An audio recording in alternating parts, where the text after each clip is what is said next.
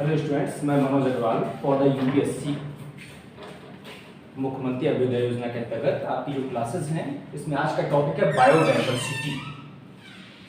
जैसा कि आपको नाम से समझ में आ रहा है, बायोडाइवर्सिटी। बायो मींस लाइफ होता है, आपको पता है, लिविंग होता है, लाइफ होता है। It is made up of the Greek word से बना है। तो किससे बना है? It is the made up of the bios. Bios means life as well as the diversity. Diversity माने स्प्रेडिंग। क्या होता है डाइवर्सिटी माने? स्प्रेड, फैलाव। पृथ्वी पर जो जीवन है या जो लिविंग थिंग्स है या जो ऑर्गेनिजम्स हैं उनका फैलाव कहाँ तक है, कितनी दूर तक वो स्प्रेड है, कितने फॉर्म में, कितनी वैरायटी के हैं। तो spreading of life forms in earth. Earth या जियोग्राफिकल एरिया, निश्चित एरिया, कितने जियोग्राफिकल एरिया में ये फैले हुए हैं, that is called the biodiversity. ठीक है। अब जो वर्ड बायोडाइवर्सिटी है, हम यहां देखते हैं। यस, बायोडाइवर्सिटी सबसे पहले एक साइंटिस्ट हुए हैं वाल्टर बी रोजन। क्या नाम है? W B Rosen. The word biodiversity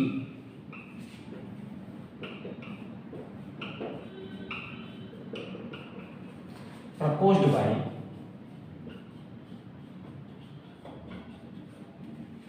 W. B. Rosen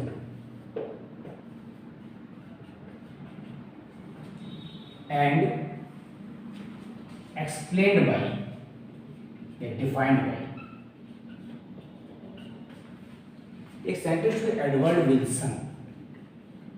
तो डब्ल्यू बी रोजन ने इसको सबसे पहले प्रपोज किया और जो एडवर्ड विल्सन थे इन्होंने इसको क्या किया? डिफाइन किया। तो अब जो सिंपलेस्ट डेफिनेशन बायोडाइवर्सिटी की हो सकती है, क्या हो सकती है? The variety and variability. Variety माने प्रकार और वेरिएबिलिटी माने वेरिएशंस। जानते हैं आप, विभिन्नताएं, जो चेंजेस होते हैं। The variety and the variability of किसमें? Organisms. The variety and variability of species of all living organisms in a given habitat। habitat माने क्या होता है? Place of living. जहां पर हम रह रहे हैं वो जगह क्या कहलाती है? हैबिटेट कहलाती है। Is known as the biodiversity. Is known as biodiversity. This definition is given by the W. B. Rosen. W. Rosen ने सबसे पहले ये डेफिनेशन दिया। Now according to IUCN, आप जानते हैं व्हाट इज IUCN? इन्वायरमेंट में एक इंटरनेशनल संस्था है, that is called the IUCN, the very interesting IUCN, international union of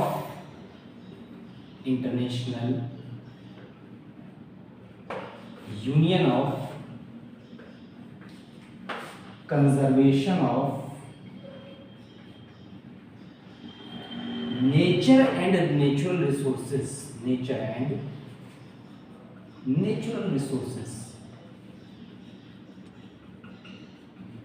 आप देखिए, एक इंटरनेशनल यूनियन है, किसकी है? Conservation of nature and natural resources. मतलब है जो प्रकृति के अंदर जो भी नेचुरल रिसोर्सेज हैं उन नेचुरल रिसोर्सेज के कंजर्वेशन माने संरक्षण के लिए जो इंपॉर्टेंट इंटरनेशनल यूनियन है, अंतरराष्ट्रीय संघ है, अंतरराष्ट्रीय संस्था है, that is called the IUCN। तो IUCN के अकॉर्डिंग अगर हम यहाँ पर बायो डेफिनेशन देखते हैं तो अकॉर्डिंग टू IUCN इसमें क्या है, जो IUCN है इसको जीन्स भी इसमें अंदर कर लिए है। तो जो जीन्स में भी जो डाइवर्सिटी दिख रही है वो इसमें आ जाती है। तो totality of the genes, totality of genes, species and environment, ecology के अंतर्गत आता है environment. Ecology is the branch of the biology in which we deals the study of the organisms as well as their habitat, उनके habitat के अंतर्गत जो उनका अध्ययन करते हैं। द ब्रांच क्या है, इकोलॉजी, उसके अंदर क्या आता है, एनवायरनमेंट। एनवायरनमेंट को केवल पर्यावरण कह सकते हैं। तो यहाँ पर जो एनवायरनमेंट वर्ड है, जो वातावरण वर्ड है, वो जब इकोसिस्टम के साथ कोरिलेट करता है और बाद में किससे कोरिलेट करते हैं, इकोलॉजी के साथ। तो totality of the genes, species and environment is क्या कहलाएगी, biodiversity. This definition is given by the IUCN।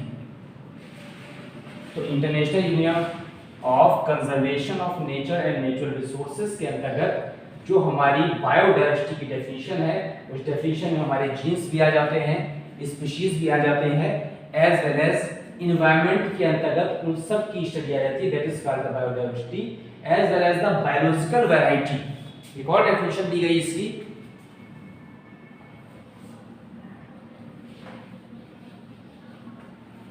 Biodiversity is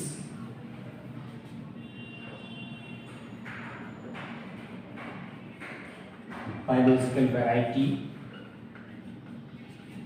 and variability of life forms। हमारे जो लाइफ फॉर्म्स, जो जीवन है, उसमें बायोलॉजिकल वैरायटी कितनी है, वेरिएबिलिटी कितनी है, इस सब को मिलाकर क्या कहते हैं, biodiversity. Biodiversity which is measured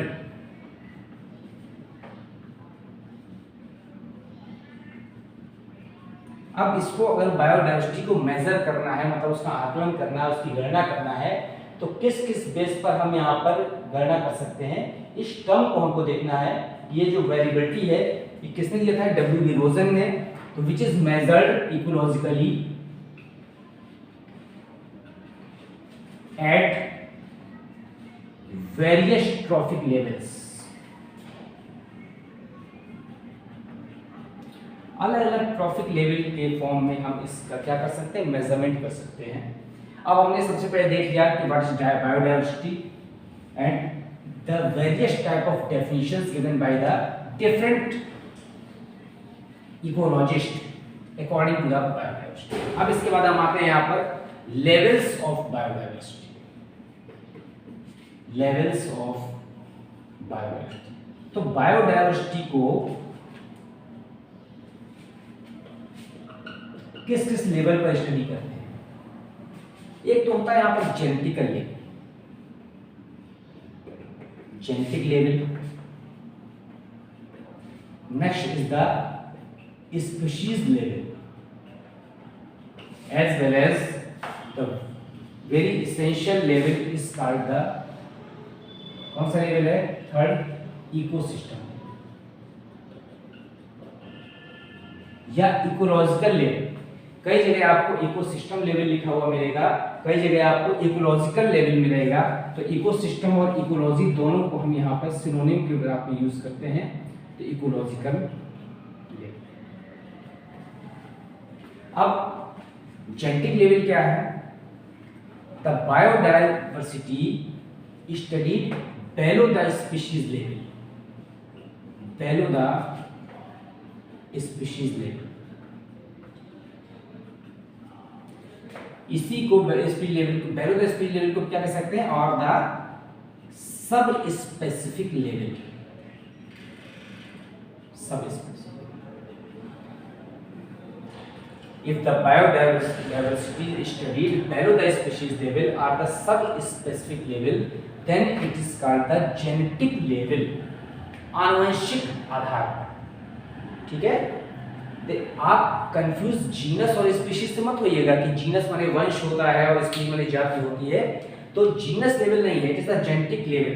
तो यहाँ पर जो भी जेनेटिकल स्ट्रक्चर्स हैं, जेनेटिकल प्रॉपर्टीज हैं, आनुवंशिक लक्षण हैं, सब स्पीशीज लेवल पर, बेलो द स्पीशीज लेवल पर, अगर उसके अंतर्गत बायोडाइवर्सिटी की स्टडी करते हैं, जीवों की स्प्रेडिंग का अध्ययन करते हैं कि जीव पूरे संसार में या एक निश्चित जियोग्राफिकल एरिया में कहां कहां पर फैले हुए हैं, कितनी वैरायटी के जीव हैं, this is called the biodiversity. अब आप एग्जांपल देख सकते हैं इसमें, there are 50,000 strains of rice, 50,000 strains माने वैरायटी ऑफ राइस। चावल के ही 50,000 से ज्यादा वैरायटी होती है, प्रजाति नहीं होती, स्पीशीज तो एक ही है, ओराइजा सैटाइवा मींस राइस, उसकी स्ट्रेन्स वैरायटी बहुत ज्यादा है। इसी प्रकार से थाउजेंड्स ऑफ स्पीशीज की, मेज की होती है, बार्ले की होती है, मैंगो की होती है, पोटैटो की होती है, कॉलीफ्लावर की होती है, गोभी की, तो बहुत सारी thousands of the sub varieties as well as subspecies as well as strains are present. This is called the genetical level of biodiversity. Now, if the biodiversity is studied at the species level, it is called the basic level of diversity. Basic level क्यों कहा गया है? इसलिए कहा गया है basic level क्योंकि taxonomic हियरार्ची जो होता है, आनुवंशिक पदानुक्रम, जिसके अंतर्गत हम जीवों का क्लासिफिकेशन करते हैं, तो सबसे टॉप पर जो टैक्सॉन है that is called the kingdom, जगत, प्लांट किंगडम की, एनिमल किंगडम, कौन सा किंगडम है, और सबसे लोअर लेवल पर जब हम आते हैं that is called the species. तो डिसेंडिंग ऑर्डर में क्या है, kingdom, phylum, class, order, family, genus and species. तो सबसे लास्ट लेवल पर स्पीशीज आती है। तो स्पीशीज लेवल पर जब हम स्टडी करते हैं, तो स्पीशीज लेवल पर स्टडी करने के कारण इसको कहते हैं बेसिक लेवल ऑफ डाइवर्सिटी, क्योंकि सबसे लोअर लेवल पर यहाँ पर स्पीशीज कोई हमने क्या दी है, मान्यता दी है टैक्सोनॉमिक ग्रुप में। तो ये जो यहाँ पर स्पीशीज लेवल की स्टडी है, ये number of species per unit area, यहाँ पर क्या हो सकता है, number of species per unit area, एक निश्चित एरिया में या एक निश्चित ज्योग्राफिक लेवल पर, एक निश्चित हैबिटेट में कितनी स्पीशीज यहाँ पर हैं, that is called the species level of biodiversity. ठीक है, अब हम आते हैं इकोसिस्टम या इकोलॉजिकल लेवल। इकोलॉजिकल लेवल और इकोसिस्टम लेवल स्पीशीज से थोड़ा सा बड़ा है। जैसे अपर लेवल पर आते हैं तो क्या होता है यहाँ पर कि diversity at the community level, जो डाइवर्सिटी है, डाइवर्सिटी एट कम्युनिटी। अब आपको पता होना चाहिए कि वास्तव में क्या डिफरेंस है कम्युनिटी में और स्पीशीज में। तो कम्युनिटी क्या है, हिंदी में क्या कहते हैं, समुदाय कहते हैं, समुदाय। It is the group of various species in a particular area. जैसे हम लोग जहां रहते हैं, हम कम्युनिटी में रहते हैं। क्यों कम्युनिटी में रहते हैं, there is large number of species of the angiosperm, हमारे आसपास आवृतबीजी पौधों की बहुत सारी वैरायटी हैं, लार्ज नंबर ऑफ इनवर्टिब्रेट्स हैं, लार्ज नंबर ऑफ वर्टिब्रेट्स हैं, माइक्रो ऑर्गेनिजम्स हैं, वेरियस टाइप के इंसेक्ट्स हैं। तो अगर किसी पर्टिकुलर एक ही स्पीशीज के मेंबर होते हैं, that is called the population. जैसे हम कहते हैं द पॉपुलेशन ऑफ बांदा, तो पॉपुलेशन वर्ड मोस्टली एक इस पर्टिकुलर स्पीशीज के लिए यूज होता है, तो जैसे ह्यूमन पॉपुलेशन। ठीक है, अब अगर कहा जाए कम्युनिटी, तो कम्युनिटी का मतलब समुदाय। हम जहां रह रहे हैं ये पॉपुलेशन नहीं, समुदाय। हमारे आसपास वेरियस टाइप के माइक्रोऑर्गेनिज्म हैं, वेरियस टाइप के इंसेक्ट्स हैं, वेरियस टाइप के वर्टिब्रेट्स हैं, वेरियस टाइप्स के इंसेक्ट्स हैं, वेरियस टाइप के इनवर्टिब्रेट्स हैं। तो सबके बीच में हम रह रहे हैं, that is called the community. तो diversity at the community level. तो जब कम्युनिटी लेवल की डाइवर्सिटी की स्टडी करते हैं, that is called the ecosystem, also called the ecological level. अब यहाँ पर जो इकोलॉजिकल लेवल है, इसको फिर से डिफरेंशिएट कर दिया। आपने देखा यहाँ पर 3 लेवल थे, genetic level, species level as well as ecosystem level. हम आते हैं डिटेल में फिर से ecological level.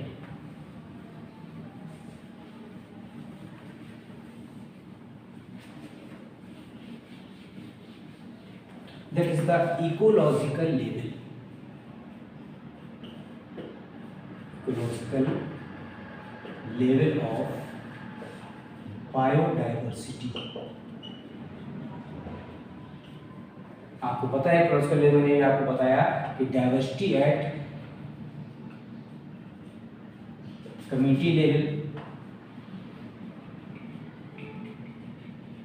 It is again differentiated into 3 types. फिर से 3 टाइप्स में डिफरेंशिएट हो गया ये.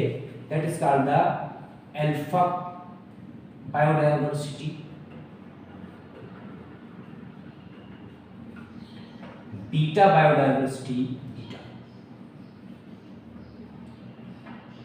Beta diversity, as well as gamma diversity.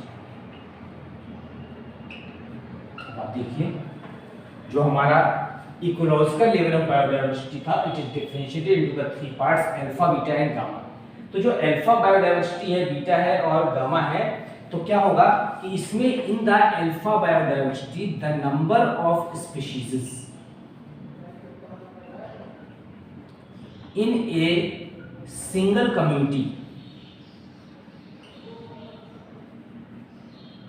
एक समुदाय, पर्टिकुलर एक हैबिटेट, किसी एक पर्टिकुलर एक्वाटिक हैबिटेट में हमने देख लिया उस कम्युनिटी में कितनी स्पीशीज है. मान लीजिए कि यहाँ पॉन्ड में देख लिया कितनी स्पीशीज है, ठीक है. सिंगल, तो नंबर ऑफ सिंगल, किसी एक कम्युनिटी के अंदर कितनी सारी स्पीशीज है, that is called the alpha biodiversity, also called the alpha diversity. Suppose करिए कि यहाँ पर एक्वाटिक हैबिटेट में, पॉन्ड हैबिटेट में 90 स्पीशीज है, that is called the alpha diversity. Now we come into the beta diversity. तो क्या होगा यहाँ पर, the number of species in different communities,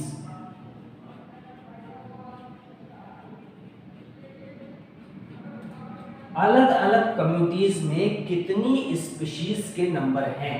तो अलग अलग कम्युनिटी में, तो इसका मतलब है किसी स्पीशीज को आपने देखा तो यहाँ पर डिफरेंट हैबिटेट में, तो number of species in the different communities, तो number of species in the different communities at different habitat,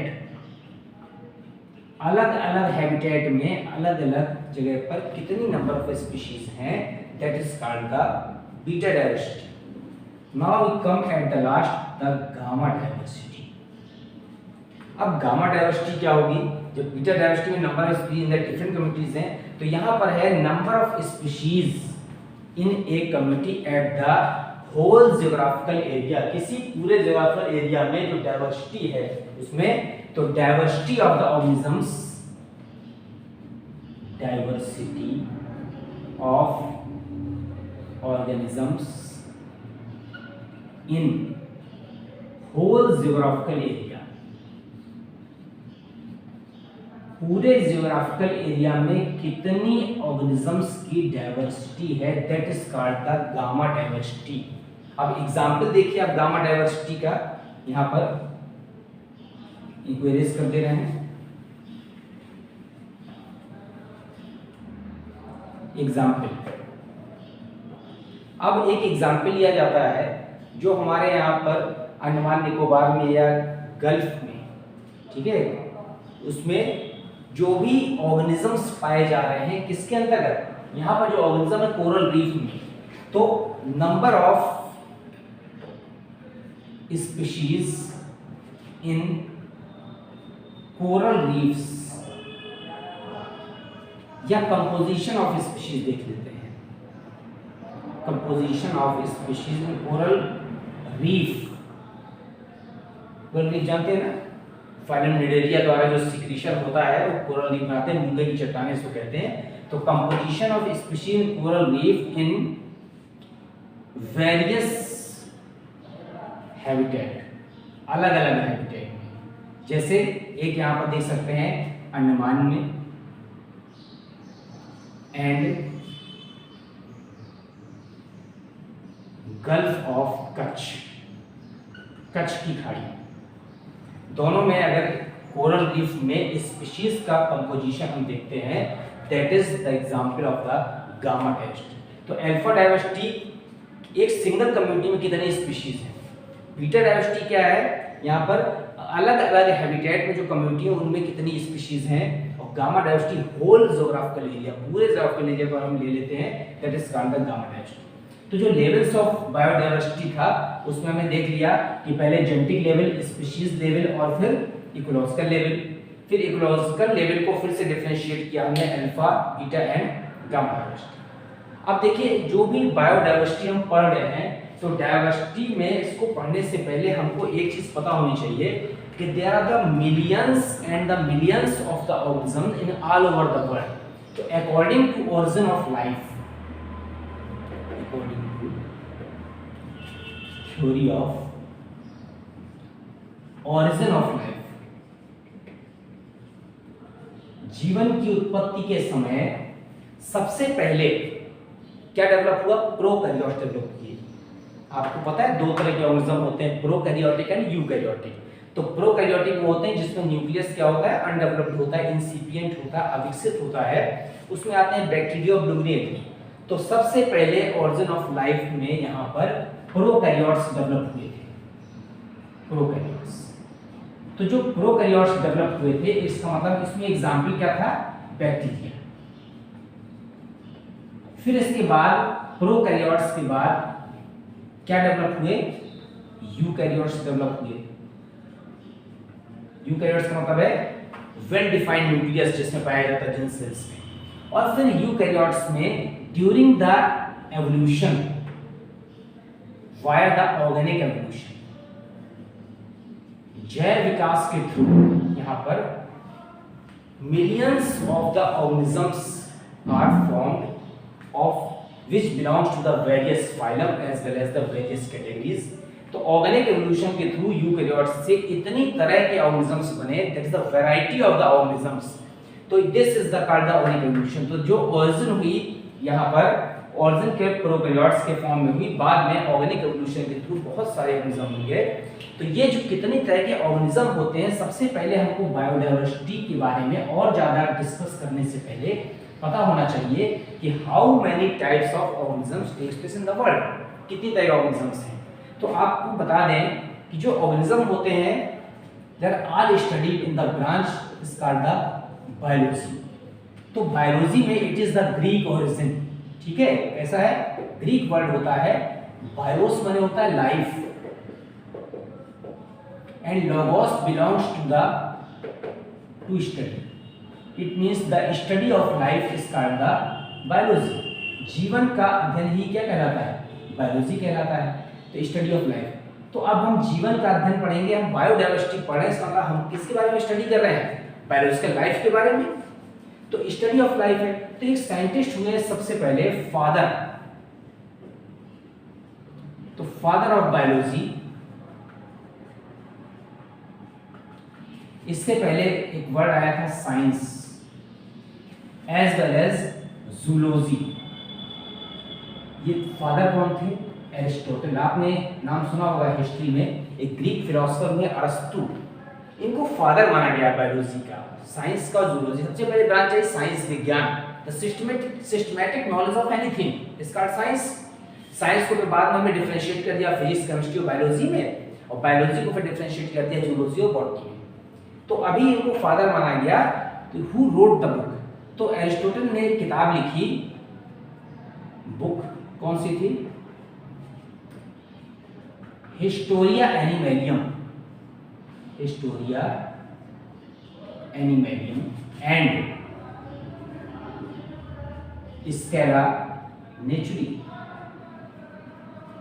यहां पर जो एरिस्टोटल की बुक थी हिस्टोरिया एनिमेलियम और स्केला नेचुरी, इस बुक में इन्होंने क्या किया, स्टडी किया बहुत सारे एनिमल्स के बारे में, और अपनी जो स्टडी को किसमें प्रस्तुत किया, अपनी बुक में। और हिस्टोरिया एनिमेलियम और स्केला नेचुरी दोनों इनकी बुक है। अब हम देखते हैं यहाँ पर कि बायोलॉजी जो वर्ड आया था, तो बायोलॉजी का मतलब है जीवन का अध्ययन। तो बायोलॉजी की दो ब्रांच बना दी गई, कौन कौन सी, एक का नाम दिया गया जूलॉजी और दूसरे को नाम दिया यहाँ पर बॉटनी। तो जूलॉजी में जो जोन वर्ड है, जोन माने होता है एनिमल, क्या होता है, एनिमल। तो यहाँ पर किसकी स्टडी हो गई? लोगोस बने, आपको पता है लॉजी किससे बना? लोगोस से। तो यहाँ पर किसकी स्टडी हो गई? Study of animals. इसीलिए आपको फादर बायोलॉजी के साथ क्या लगा दिया? जूलॉजी। अब जो बॉटनी है, बॉटनी में यहाँ पर बॉटेन माने होता है हर्ब। बॉटनी माने क्या होता है? हर्ब। हर्ब आप जानते हैं हरे पौधे को कहते हैं, जड़ी बूटियों के लिए पहले वर्ड यूज करते थे। तो जो फादर ऑफ बॉटनी, जिन्होंने सबसे पहले प्लांट्स के बारे में स्टडी की और उनको सिस्टमेटिक क्या किया, कैटलॉग बनाया, स्टडी करके अरेंज किया, that is called the father. तो फादर ऑफ जो बॉटनी है, वनस्पति विज्ञान के पिता, क्या कॉल्ड द थियोफ्रेस्टस। क्या नाम दिया उनको? थियोफ्रेस्टस। अब आप बायोडायवर्सिटी पढ़ रहे हैं तो बायोडायवर्सिटी आपको पता होना चाहिए कि कौन कौन सी ब्रांच है और उसमें कौन कौन से ऑर्गेनिज्म हैं और किस तरह से कैटेगराइज किए गए हैं। तो फादर ऑफ बॉटनी थियोफ्रेस्टस हैं, हु रोट द बुक। इनकी जो बुक का नाम है, बुक का नाम है हिस्टोरिया प्लांटेरम। हिस्टोरिया प्लांटेरम बिल्कुल इजी है याद करना। उनकी बुक का नाम था हिस्टोरिया एनिमलियम, एनिमल की स्टडी है। इसकी बुक का नाम है हिस्टोरिया प्लांटेरम। अब हम आते हैं आपको दोनों ब्रांच बताने के बाद कि बायोलॉजी में दो ब्रांच बनाई गई, जूलॉजी और बॉटनी। जूलॉजी माने study of animal and botany means study of plants. तो सबसे पहले साइंटिस्ट ने सोचा कि केवल दो ही तरह के ऑर्गेनिज्म पाए जाते हैं, एनिमल और प्लांट, ठीक है, जंतु और पौधे। तो दो किंगडम बना दिया, एनिमल किंगडम, जंतु जगत, as well as plant kingdom, पादप जगत। लेकिन बाद में देखा कि बहुत सारे ऐसे ऑर्गेनिज्म डिस्कवर हुए जो ना एनिमल किंगडम में फिट हो रहे थे ना प्लांट किंगडम में। क्यों? एनिमल किंगडम की विशेषता क्या थी कि क्या होने चाहिए थे? हेटेरोट्रॉफिक होने चाहिए थे। हेटेरोट्रॉफिक मींस क्या होते हैं? परपोषी। It means they can not manufacture there own food and depends on the others. दूसरों पर भोजन के लिए निर्भर रहते हैं, तो एनिमलियम तभी रखे गए।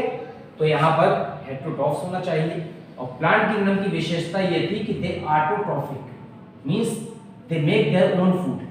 तो ऑटो माने क्या होता है? सेल्फ, और ट्रॉफिक माने फूड। इसका मतलब अपना भोजन क्या बना, खुद बना सकते हैं। हम लोग भोजन बनाते नहीं हैं, एनिमल्स क्या करते हैं? पकाते हैं। बनाते कौन है? Plants via the process of the photosynthesis, प्रकाश संश्लेषण क्रिया के दौरान बनाते हैं। तो एनिमल किंगडम की सबसे बड़ी विशेषता थी कि जंतु हेटेरोट्रॉफिक होते हैं। ये कैसे होते हैं? ऑटोट्रॉफिक हो सकते हैं। दूसरे शब्दों में कह सकते हैं यहाँ पर कि यहाँ जो क्लोरोफिल है वो नहीं पाया जाता, अब्सेंस ऑफ क्लोरोफिल, पर्णहरित नहीं होता। और यहाँ पर पर्णहरित क्या होगा? क्योंकि ये भोजन बना रहे, प्रेजेंस ऑफ क्लोरोफिल, पर्णहरित पाया जाता है। नेक्स्ट अगर डिफरेंस देखते हैं तो यहाँ पर एक सेल वॉल पाई जाती है। Cell wall made up of cellulose. सबको पता है, क्लास 3rd 4th में सबने पढ़ा है कि जो प्लांट होते हैं, पौधे होते हैं, उसमें सेल के चारों ओर एक सेलुलोज की बनी मोटी कोशिका भित्ति पाई जाती है, सेल वॉल। और यहाँ पर जो है सेल वॉल नहीं होती। आप देख रहे हैं this is the difference between the plant and animal kingdom, जंतु और पादप जगत में अंतर। इसके आधार पर क्लासिफाई कर दिया कि ये एनिमल है और ये क्या है? प्लांट है। अब यहाँ पर कुछ और डिफरेंसेस आए, कुछ और एग्जाम्पल जब खोजे गए, जैसे यहाँ पर क्या खोजा इन्होंने? एक फंजाई खोजा, कवक, ठीक है। इसके अलावा फंजाई के अलावा क्या खोजा? प्रोकैरियोट खोजे, प्रोकैरियोट। तो ऐसे जीव खोजे गए जिनमें केंद्रक क्या था? अविकसित था, प्रोकैरियोट्स थे, ठीक है। फिर कुछ ऐसे जीव थे, ये सब मल्टीसेलर है, ये भी बहुकोशिकीय है, मल्टीसेलर है, और ये भी क्या था? मल्टीसेलर था, बहुकोशिकीय। बहुत से ऐसे जीव खोजे गए जो यूनिसेलुलर थे, एक कोशिकीय, लेकिन कैसे थे?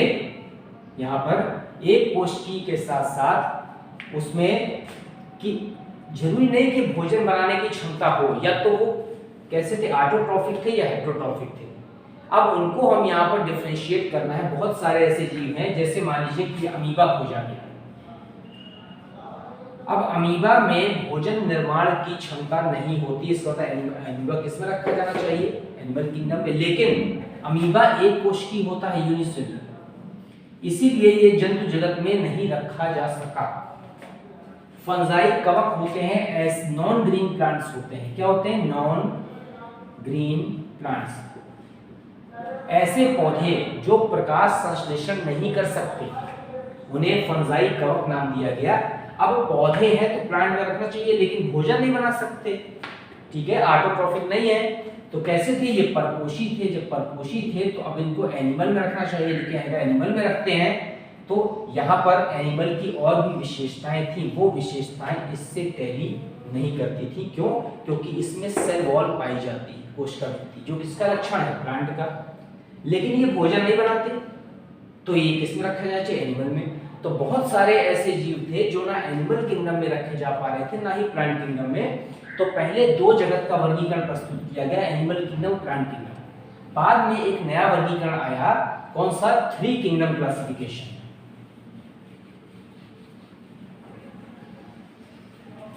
तो अलग अलग तरह से वर्गीकरण किया। पहले 2 किंगडम क्लासिफिकेशन किया, 2 किंगडम क्लासिफिकेशन। उसमें केवल रखा गया एनिमल किंगडम को और प्लांट किंगडम। अब इनके भी साइंटिस्ट हैं, मैं आपको बहुत डिटेल में नहीं बता रहा हूँ, केवल समझने के लिए। इसके बाद हम आते हैं 3 किंगडम क्लासिफिकेशन। 3 जगत का वर्गीकरण जब किया गया तो इन्होंने क्या किया? इसमें एक को जोड़ दिया प्रोटिस्टा, प्रोटिस्टा के बाद एक जोड़ दिया एनिमेलिया, और तीसरा जोड़ दिया प्लांटी। तो एनिमेलिया और प्लांटी के बारे में आप जानते हैं, बहुकोशिकीय है, कोशिका भित्ति अनुपस्थित है, परपोषी है, ये बहुकोशिकीय है, कोशिका भित्ति उपस्थित, सेलुलोज के स्वकोशिकीय। प्रोटिस्टा में किसको रख दिया गया? Unicellular eukaryotic organism. एक कोशिकीय हो और केंद्रक क्या हो? विकसित हो। इसमें जो एग्जाम्पल है वो आ गया अमीबा, एक और आ गया यूग्लिना। यूग्लिना जिस समय जंतु और पौधे की संयोजक कड़ी है, कनेक्टिंग लिंक, जिस समय सनलाइट होती है, सूर्य प्रकाश, तो ये भोजन बनाता है, और जिस समय सूर्य का प्रकाश नहीं होता तो ये भक्षण करता है जीवों का। तो ये स्वपोषी भी है, परपोषी भी है, इसलिए ना इसको एनिमल में रखा, ना प्लांट में। किसमें रख दिया? प्रोटिस्टा जगत में रख दिया। तो यूनिसेलुलर और यूकैरियोट्स थे, इसमें अमीबा भी है, यूग्लिना भी है, पैरामीशियम भी है, सब इसमें आ गए। फिर इसके बाद इस वर्गीकरण से भी काम नहीं चला, बहुत सारे अभी भी ऐसे जीव थे जिनको पर्याप्त स्थान नहीं मिल सका वर्गीकरण में। तो 4 किंगडम क्लासिफिकेशन में इन्होंने एक ग्रुप बनाया मोनरा, एक बनाया प्रोटिस्टा, फिर एक बनाया एनिमेलिया, और फिर एक बना दिया प्लांटी। मोनरा में ऐसे जीव रखे गए जो प्रोकैरियोटिक थे।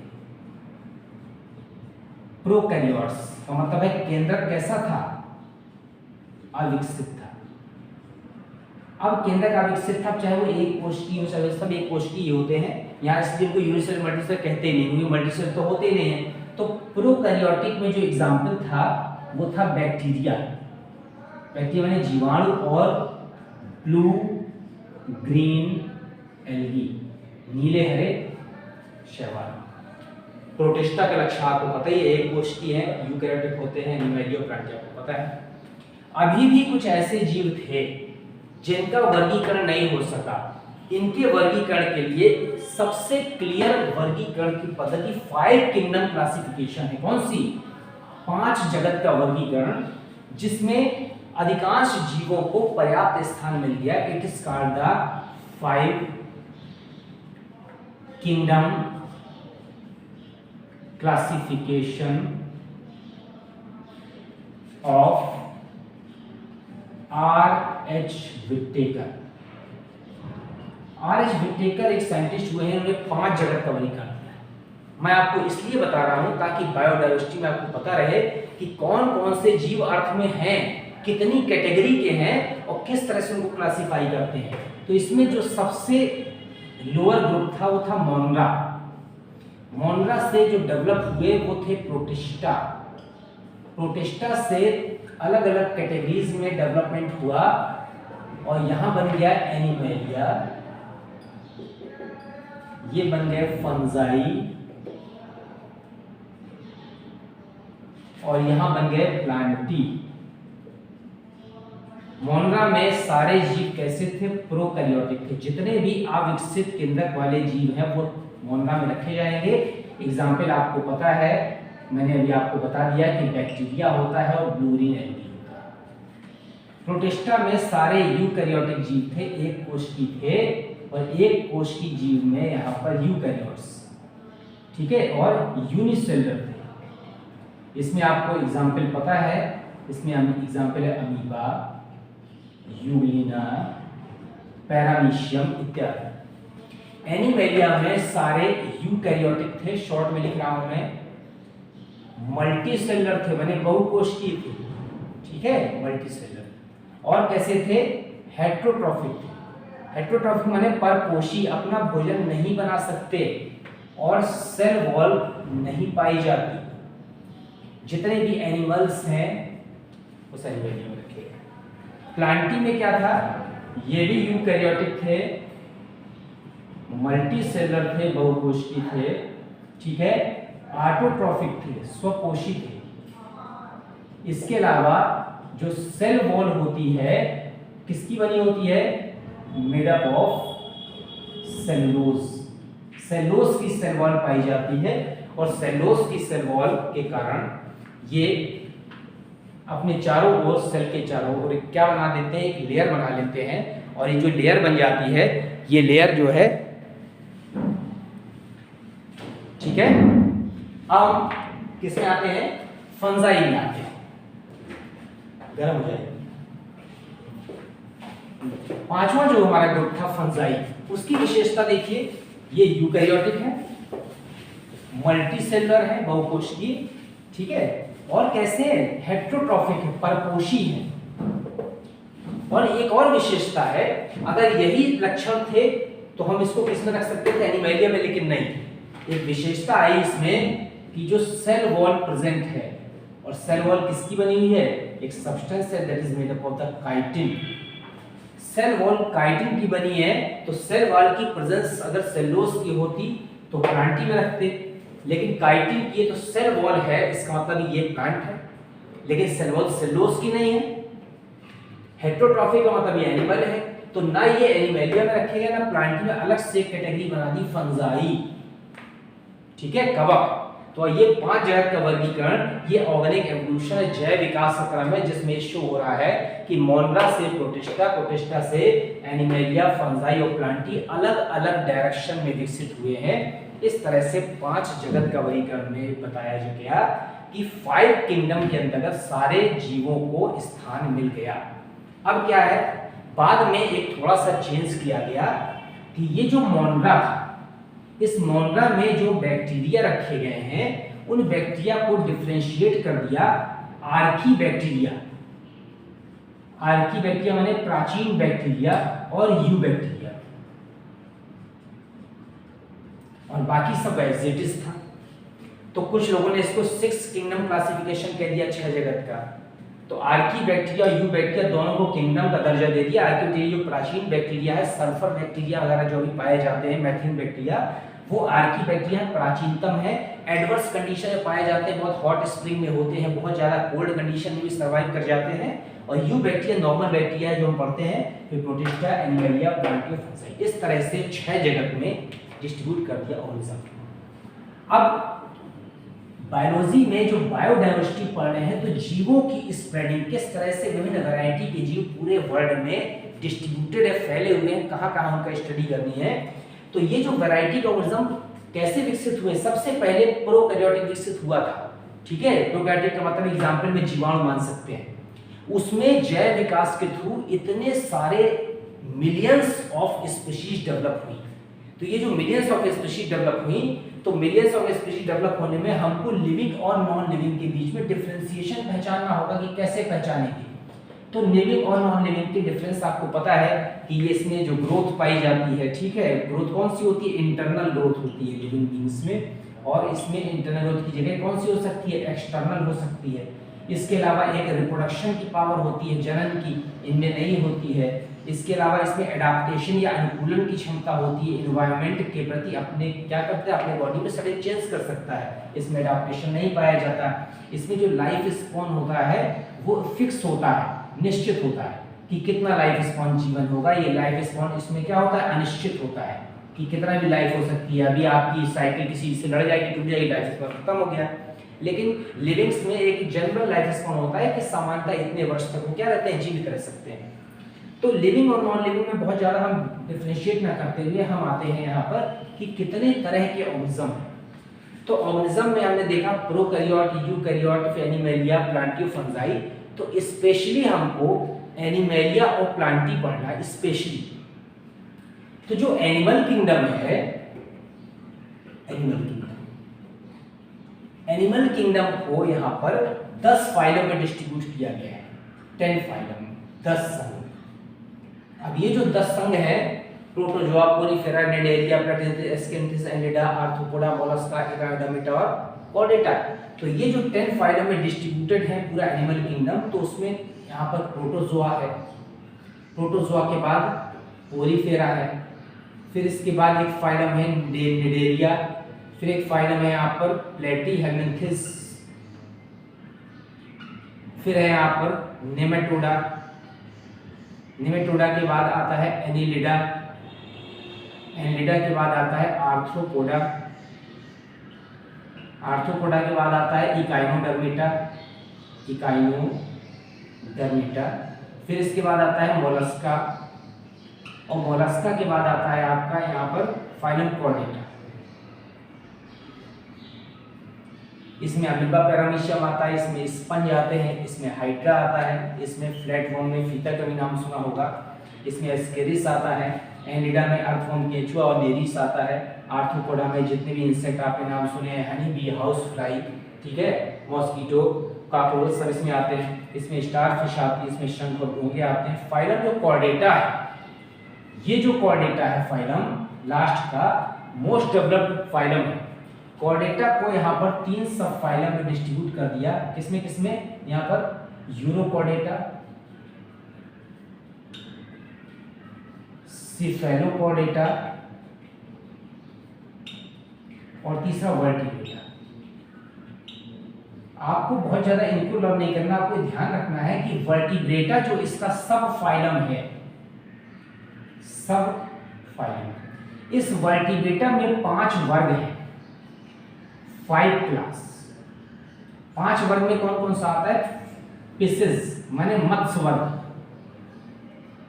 एम्फीबिया, एम्फीबिया माने उभयचर जिसमें मेढक आ सकता है, रेप्टिलिया माने सरीसृप जिसमें क्या आते हैं, यहाँ पर रेप्टाइल्स आते हैं, क्रोकोडाइल है, ये सब आते हैं, डायनासोर भी इसमें आते हैं, एप्स, एप्स माने पक्षी वर्ग है, लास्ट में मैमेलिया माने स्तनधारी। अब इसके बाद एनिमल किंगडम के बाद एक और ग्रुप आप समझ लीजिए कि जो प्लांट किंगडम होता है, प्लांट किंगडम। तो प्लांट किंगडम में जो पादप जगत है, पादप जगत में एक तो एल्गी आती है, शैवाल, एक ब्रायोफाइटा आता है, फिर इसके बाद टेरिडोफाइटा है, क्योंकि जगह जगह आप स्पीशीज पढ़ेंगे, इतनी एल्गी की वैरायटी है, इतनी फंजाई की है, इसमें ब्रायोफाइटा की है, तो आपको कंफ्यूजन होगा। तो एल्गी है, ब्रायोफाइटा है, टेरिडोफाइटा है और जिम्नोस्पर्म है। जिम्नोस्पर्म को हिंदी में अनावृत बीजी कहते हैं, और एंजियोस्पर्म आवृत बीजी पौधे, सबसे ज्यादा मोस्ट डेवलप्ड। इतने तरह के प्लांट में ग्रुप पाए जाते हैं, शैवाल, ब्रायोफाइटा, टेरिडोफाइटा, जिम्नोस्पर्म, एंजियोस्पर्म यानी आवृत बीजी। तो आपको बायोडायवर्सिटी में माइक्रोऑर्गेनिज्म मिलेंगे, फंजाई की वैरायटी मिलेगी, एनिमल किंगडम की वैरायटी मिलेगी, प्लांट किंगडम की वैरायटी मिलेगी, एज वेल एज किसकी मिलेगी, प्रोटिस्टा में यूनिसेलुलर की वैरायटी मिलेगी। अब जो टैक्सोनॉमी हियरार्ची है, टैक्सोनॉमिक हियरार्ची,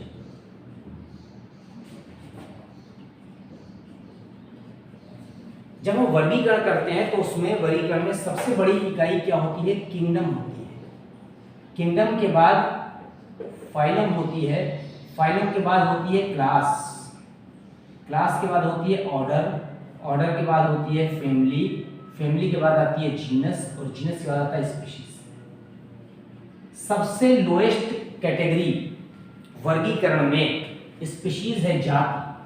हम आपको ये बताना चाह रहे हैं कि सबसे जो मिनिमम लोअर लेवल पर जो है कैटेगरी वो स्पीशीज जाति है, और इसी के आधार पर हम कहते हैं कि इतनी मिलियन या इतने lakh species all over world में या पर्टिकुलर ज्योग्राफिकल एरिया में पाई जाती है।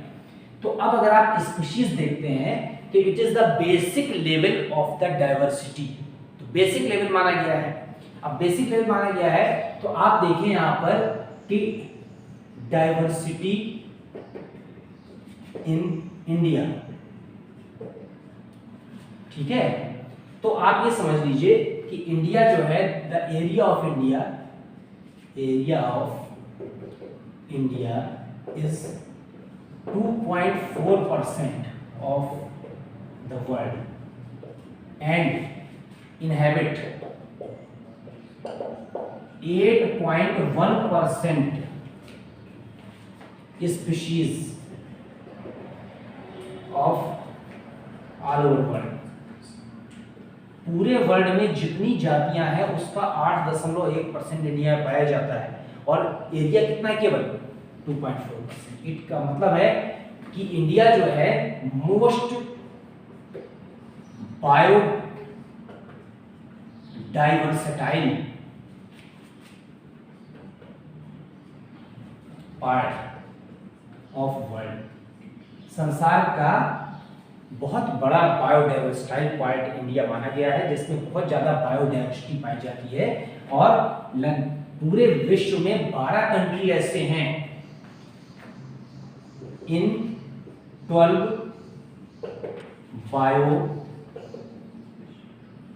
biodiversity country, India is also a specific position. India is, Bharat का भी एक निश्चित पोजीशन है बायोडाइवर्सिटी में। तो जो 12 जो बायोडाइवर्सिटाइल स्पीशीज के हिसाब से जो है कंट्री, उन कंट्रीज में कौन कौन सा है यहाँ पर? एक तो देखिए पेरू है, इक्वाडोर है, इंडोनेशिया है, मलेशिया है, ब्राजील है, मेडागास्कर है,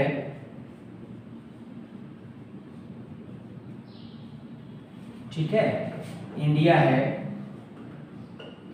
चाइना है, ऑस्ट्रेलिया है, ज़ेरो है, ठीक है। तो पेरू है, इक्वाडोर है, इंडोनेशिया है, इतने सारे जो कंट्रीज हैं ये सब मोस्ट बायोडाइवर्सिटाइल पार्ट हैं जो यहाँ पर पाए जा रहे हैं।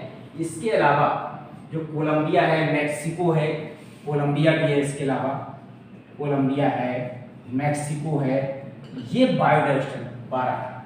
लेकिन इसमें इंडिया में 8.1% जो स्पीशीज पाई जाती है, इसलिए मोस्ट बायोडाइवर्सिटाइल पार्ट माना जाता है।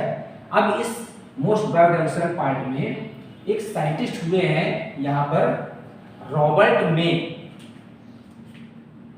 अकॉर्डिंग टू रॉबर्ट मे कहते हैं कि approximately 7 million species are present in अर्थ।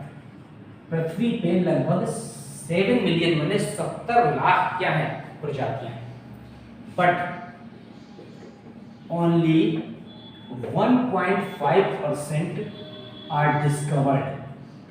इसमें से केवल अभी 15 लाख माने 1.5%, ठीक है ना, या 1.5 मिलियन मान लीजिए, 1.5 मिलियन आर डिस्कवर्ड, इतनी डिस्कवर की गई हैं, एंड रेस्ट माने बाकी नॉट डिस्कवर्ड, अभी खोजी नहीं गई। इसका मतलब इतनी सारी जातियां अभी हमको खोजनी है।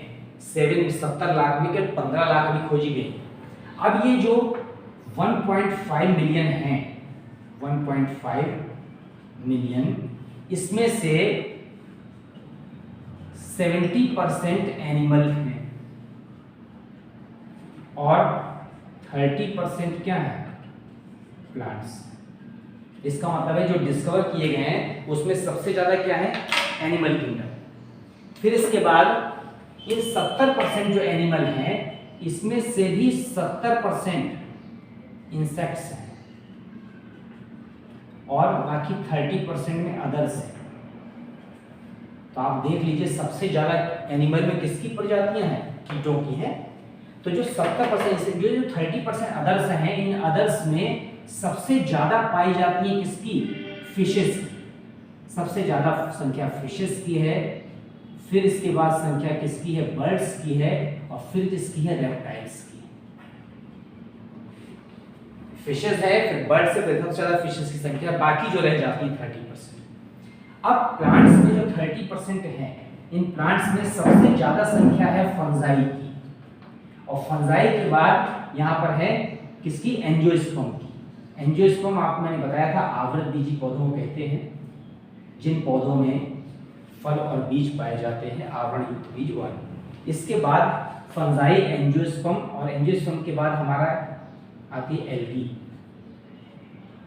तो आप देखिए जो प्लांट्स हैं उसमें फंजाई है, फंजाई के बाद एंजियोस्पर्म है, और एंजियोस्पर्म के बाद क्या आते हैं आपके, एल्गी आती है। तो रॉबर्ट मे ने कहा कि 7 मिलियन स्पीशीज अभी वर्ल्ड में हैं, जिसमें से हमने 1.5 मिलियन डिस्कवर कर लिया है। ये जो डिस्कवर किया है इनमें से 70% एनिमल्स हैं, and in the 70% animals there are 70% insects and 30% others. अब इंडिया भी एक मोस्ट बायोडाइवर्सिटाइल पार्ट है, और इंडिया की जो बायोडाइवर्सिटी है उस बायोडाइवर्सिटी को हमने यहाँ पर 10 जोन में क्या किया है, डिस्ट्रीब्यूट कर दिया है। तो यहाँ पर जो इंडियन बायोडाइवर्सिटी है, तो बायोजियोग्राफिकल जोन जो है, Indian biodiversity is divided into 10 biogeographic zone।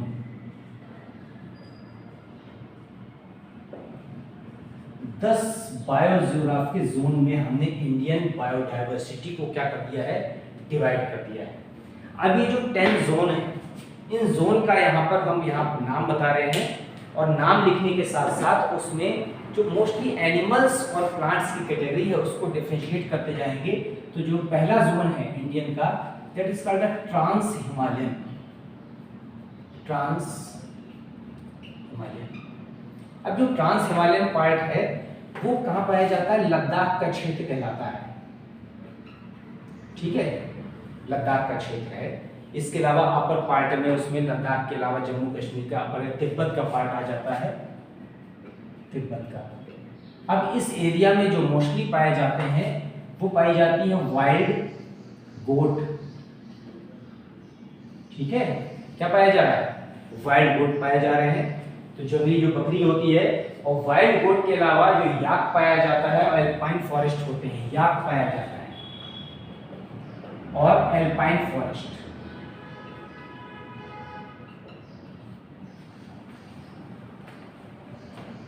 दूसरा पार्ट आता है यहाँ पर हिमालयन जोन।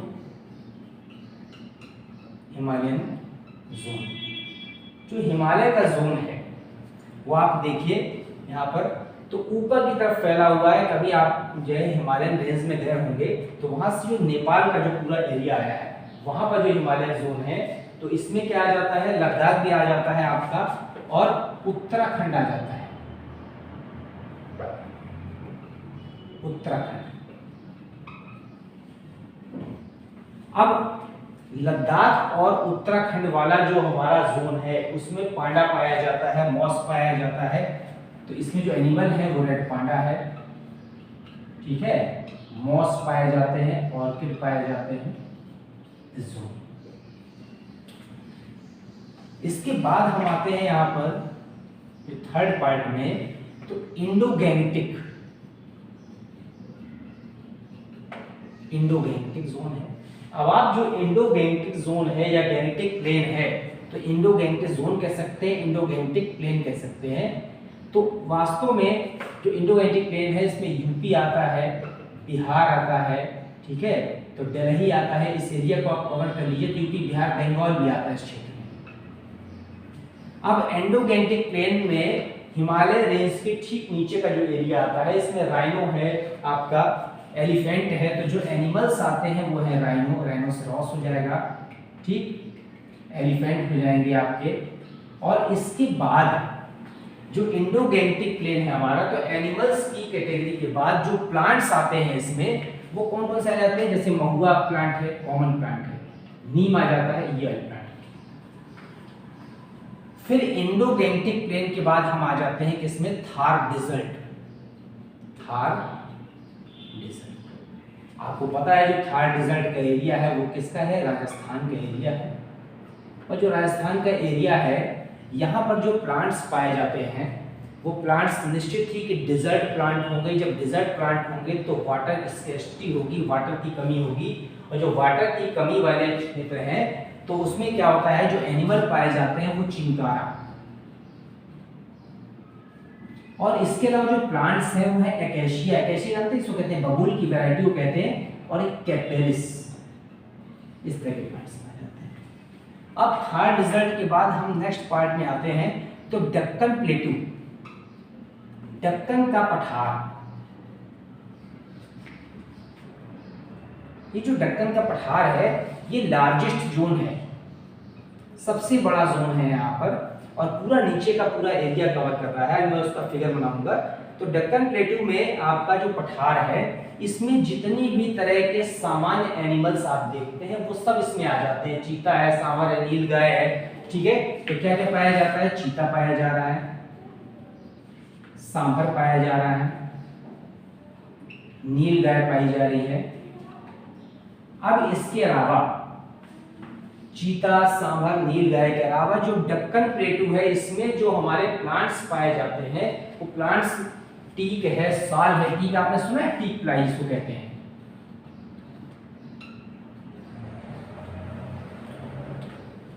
टेलबर्जियस शिशु किसको कहते हैं, शीशम को कहते हैं। फिर हम आते हैं डक्कन प्लेटू के बाद कौन से पार्ट में आ गए, ट्रांस हिमालयन हो गया, हिमालयन जोन हो गया, इंडोगैंगटिक प्लेन हो गया, थार डेजर्ट हो गया, डक्कन प्लेटू में एरिड जोन। तो जो सेमी एरिड जोन है जिसमें थोड़ा सूखा भी पड़ता है, सेमी एरिड जोन है हमारा। जो यहाँ पर कौन सा पार्ट है, दिल्ली का, पंजाब का और हरियाणा का, ये वाले जो पार्ट इसमें आते हैं वो किस में आते हैं, सेमी एरिड जोन में आते हैं, जहाँ पर समटाइम्स बारिश होती है, कभी कभी थोड़ा सूखा पड़ता है। जो सेमी एरिड जोन है पंजाब हरियाणा में, इसमें चीता और नीलगाय वगैरह यही पाए जाते हैं। तो जो एनिमल है वो चीता हो गया, नीलगाय हो गई, ठीक है। अब इसके अलावा सेमी एरिड जोन में जो प्लांट्स पाए जाएंगे, तो निश्चित है कि वाटर की बहुत ज्यादा स्कैर्सिटी तो नहीं होती है, लेकिन बहुत ज्यादा एक्सेस भी नहीं होता है। इसीलिए यहाँ पर जो ग्रासेस हैं मुख्य रूप से वो पाई जाती है, ग्रासलैंड्स। अब सेमी एरिड जोन के बाद हम नेक्स्ट पार्ट में आते हैं। यहाँ पर आप देखिए, ट्रांस हिमालयन हो गया, हिमालयन हो गया, इंडोगैंगटिक हो गया, Thar desert, Deccan plateau, semi, एक आता है वेस्टर्न घाट।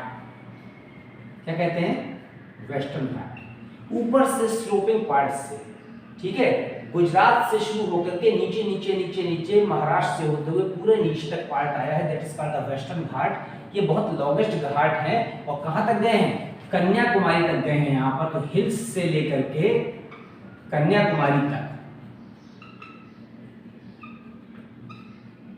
कौन सा आता है, वेस्टर्न घाट आता है। तो जो वेस्टर्न घाट हमारे आए हैं, ये वेस्टर्न घाट हॉट स्पॉट है। जो हॉट स्पॉट है यहाँ पर, क्या है ये, हॉट स्पॉट। इसका मतलब यहाँ पर बहुत ज्यादा स्पीशीज है, वैरायटी है। तो यहाँ पर जो एनिमल्स पाए जाते हैं वो क्या है, स्लॉथ बियर है, ठीक है। इसके अलावा जो चाय पैदा होती है यहाँ पर, कॉफी पैदा होती है, सिनकोना के प्लांट लगे हैं, जिससे सिनकोना से क्या निकलता है, यहाँ मलेरिया की मेडिसिन निकलती है। तो आपने देखा होगा मेरी मेडिसिन सिनकोना की छाल से निकलती है। फिर इसके बाद वेस्टर्न घाट के बाद हम आ जाते हैं इसमें, कौन सा पार्ट आ रहा है, यहाँ पर आ रहा है आइसलैंड्स। तो जो आइसलैंड आ रहे हैं हमारे, तो नॉर्थ ईस्ट आ रहा है, नॉर्थ ईस्ट के अलावा हमारा आइसलैंड्स आ जाते हैं, अंडमान निकोबार के जो आइसलैंड्स हैं। और सबसे लास्ट में हमारे क्या आ जाते हैं यहाँ पर, कोस्टल एरियाज, कोस्टल एरियाज। तो नॉर्थ ईस्ट सेवन सिस्टर्स को कहते हैं। सेवन सिस्टर्स में यहाँ पर बम्बू वगैरह पाया जाता है। जो आइसलैंड्स होते हैं इसमें कौन कौन से, अंडमान निकोबार में है, अंडमान और निकोबार के आइसलैंड्स हैं। और इसमें वेस्टर्न घाट के बाद जो नॉर्थ ईस्ट है ये भी हॉट स्पॉट है, हॉट स्पॉट। फिर इसके बाद आइसलैंड कोस्टल एरिया, समुद्र किनारे की जो पार्ट है यहाँ पर, तो यहाँ पर क्या पाया जाता है, एनिमल में पिग पाया जाता है इस। और जो कोस्टल एरियाज हैं यहाँ पर डॉल्फिन पाई जाती है, ठीक है, तो डॉल्फिन के अलावा व्हेल पाई जाती हैं, ये कोस्टल एरियाज है। तो ये जो हमारे हॉट स्पॉट थे इंडिया के, तो ये पूरे 12 बायोडाइवर्सिटी पार्ट है। और ये जो बायोडाइवर्सिटी पार्ट है, इस पार्ट को फिगर के द्वारा अगर हम समझाना चाहें, तो यहाँ पर अगर आप इंडिया का फिगर देखें, ऐसे बनाए,